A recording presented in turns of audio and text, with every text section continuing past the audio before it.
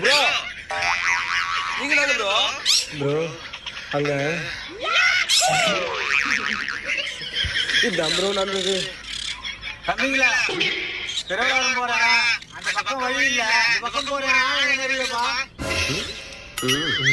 அண்ணா இப்பதான் அந்த பக்கம் வந்தா ஆளாயிரத்துல போலாம் போலாம். பார்த்து போனா பார்த்து போங்கண்ணா, நிதானமா போங்கண்ணா.